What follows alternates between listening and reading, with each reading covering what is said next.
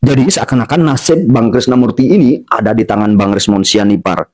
Nih coba lihat pernyataan-pernyataan Bang Rismond Sianipar yang ini. Kaulah jenderal paling goblok sedunia kalau itu memang pengakuanmu ya. Jenderal paling goblok gitu di dunia. Nggak layak Anda jenderal. Satu saja televisi berani punya nyali untuk mengundang saya membongkar ini semua. Habis semua apa-apa. Nasibmu habis. Inilah Krisnamurti ya. Satu saja televisi berani mengundang saya. Satu saja. Diberikan saya kesempatan untuk wawancara, maka akan saya bongkar semua itu ke-37 bukti itu. Sangat brutal, barbar, dan biadab yang kau lakukan ya, sebagai jenderal pengkhianat rakyat Anda. Gaji tiap bulan dari pajak rakyat, tapi kau justru memangsa rakyat untuk naik apamu ya, prestasimu berbasis rekayasa. Jadi tidak ada, makanya saya bilang, nasibmu tinggal tunggu waktu. Satu aja televisi, selesai. Nasibmu. Kita melihat suatu ketidakadilan, ya teman-teman, kita wajib bersuara dan teman-teman jangan pernah ada rasa takut untuk menyuarakan hal tersebut ya teman-teman. Halo teman-temanku semuanya sebangsa dan setanah air ya, dan kali ini kita bertemu lagi dan jumpa lagi di channel Kompas Informasi. Teman-teman, kali ini kita akan mengupas tuntas atau kita akan mengulas sebuah cerita atau berita yang lagi viral ya teman-teman ya. Salah satunya kita akan menguak tentang kebenaran atau tentang keadilan ya teman-teman ya. Akan tetapi yang mau saya bahas yaitu tentang ketidakadilan. Teman-teman, yang mau saya suarakan dan yang mau saya serukan yaitu tentang keberanian Bang Rismond Sianipar yang saat ini secara terang-terangan dia benar-benar menguliti yaitu seorang perwira polisi ya teman-teman ya. Ini adalah petinggi polisi ya teman-teman ya. Bang Krisnamurti ini adalah dulu adalah di Reskrimum ya Polda Metro Jaya saat kasus kopi sianida Jessica Kumala Wongso itu ditersangkakan, disidangkan, divonis. Itu dia dulu menjabat sebagai Direskrimum ya atau Direktur Reserse Kriminal Umum di Polda Metro Jaya teman-teman ya. Dan yang beritanya saat ini lagi gempar sekali ini secara terang-terangan bahkan tidak ditutup-tutupin oleh Bang Rismond Sianipar, ini ahli digital forensik yang dulu didatangkan atau dihadirkan di persidangan saat Jessica Kumala Wongso duduk di kursi pesakitan dulu ya teman-teman ya saat dipersidangkan. Ini dihadirkan sebagai seorang ahli teman-teman ya. Akan tetapi hingga saat ini 8 tahun lamanya setelah Jessica Kumala Wongso ini menjalani hukuman 8 tahun hingga saat ini ya menemukan sebuah keganjilan atau kejanggalan-kejanggalan yang benar-benar sudah ditemukan oleh Bang Rismond Sianipar ini ya teman-teman ya, sehingga Bang Rismond Sianipar saat ini benar-benar bersuara, berkobar, berapi-api, tidak ada rasa takut-takutnya ya teman-teman ya. Bahkan dia berani menantang ya, berani menyuarakan, jikalau saya salah silahkan tangkap pidanakan saya. Nah ini yang mengerikan sekali saat ini dan teman-teman nanti bisa tonton videonya ya, ini sampai selesai ya teman-teman ya. Ini membuat rakyat Indonesia bergetar teman-teman ya. Jadi Krisnamurti ini, Bang Krisnamurti ini ya ini dibongkar, dikuliti habis-habisan sama Bang Rismond Sianipar. Jadi seakan-akan nasib Bang Krisnamurti ini ada di tangan Bang Rismond Sianipar. Nih coba lihat pernyataan-pernyataan Bang Rismond Sianipar yang ini. Ahli pidana, hukum pidana. Ahli hukum pidana dengan gampang dimanipulasi, digunakan oleh Krisnamurti. Akhirnya ujungnya apa? Ya inilah video CCTV rekayasa dan BAP rekayasa itu diyakini oleh para hakim itu. Dijadikan pertimbangan, ada 7 poin pertimbangan mengacu ke video CCTV rekayasa dan BAP tersebut. Jadi berhasil memang, jago sekali memang Krisnamurti ini ya, sangat lihai sekali dia sebagai direktur.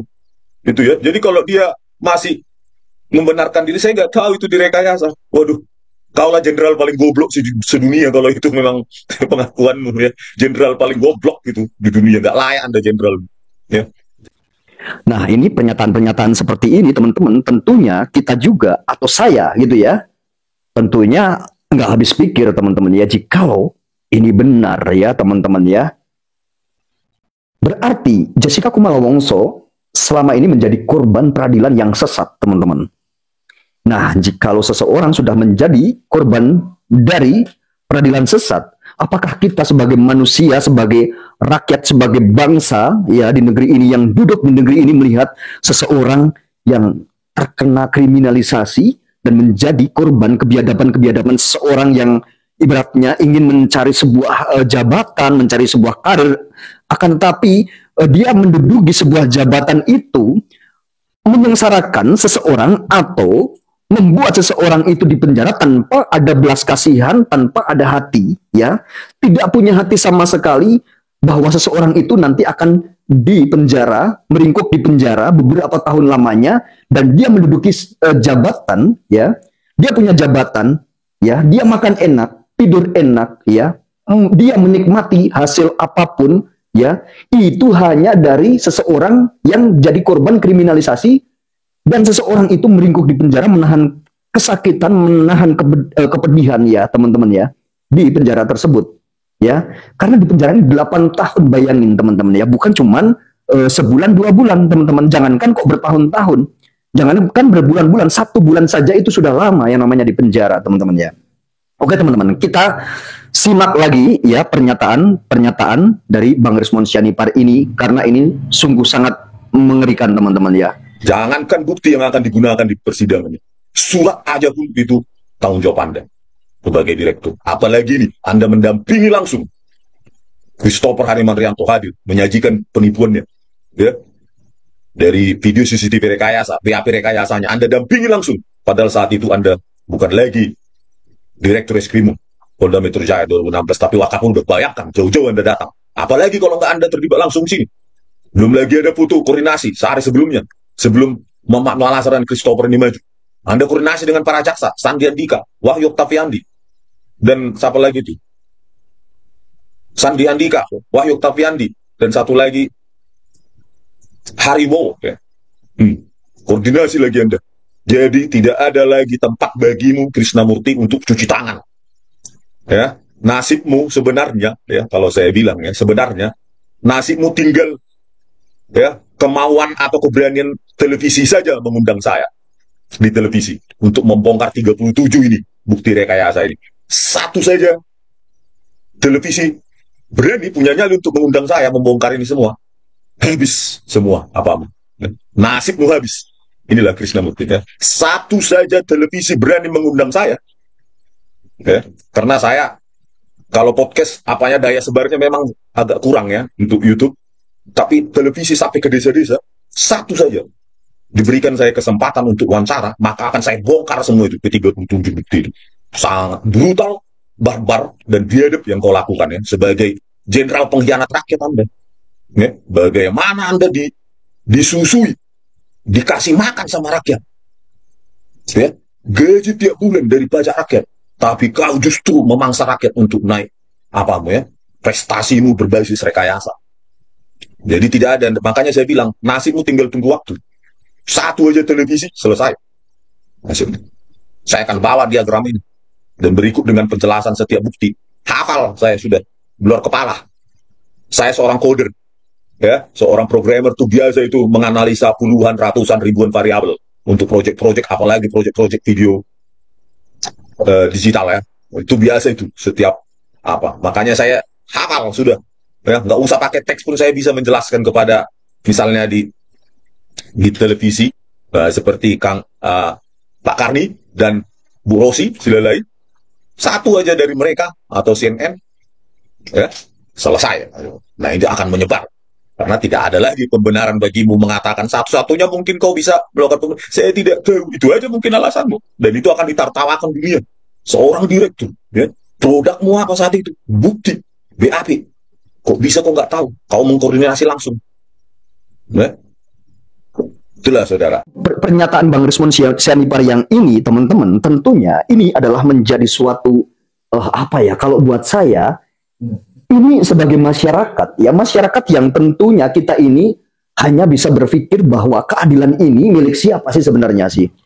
Nah, jikalau ada seseorang yang mau membongkar, yang membongkar kasus ini seperti Bang Rismond Sianipar ini membongkar, kita dukung teman-teman, kita suarakan, kita sebagai rakyat. Ya, jikalau melihat ketidakadilan atau melihat sebuah adanya rekayasa, apalagi ini Krishnamurti ini perwira polisi ini, dia adalah petinggi loh teman-teman ya, di Reskrimum ya teman-teman ya. Apakah layak jikalau beliau ini harus mengajarkan ke anak-anak buahnya, ke bawah-bawahannya, ya, harus mengajarkan hal-hal seperti rekayasa barang bukti yang direkayasa tersebut sehingga membuat seorang anak manusia meringkuk di penjara Bayangkan teman-teman punya hati atau tidak hal seperti itu teman-teman ya. Coba bayangin punya hati atau tidak. Buat saya ini yang rakyat jelata, saya ini hanya bisa menyuarakan tidak punya kedudukan apa-apa ya saya ya.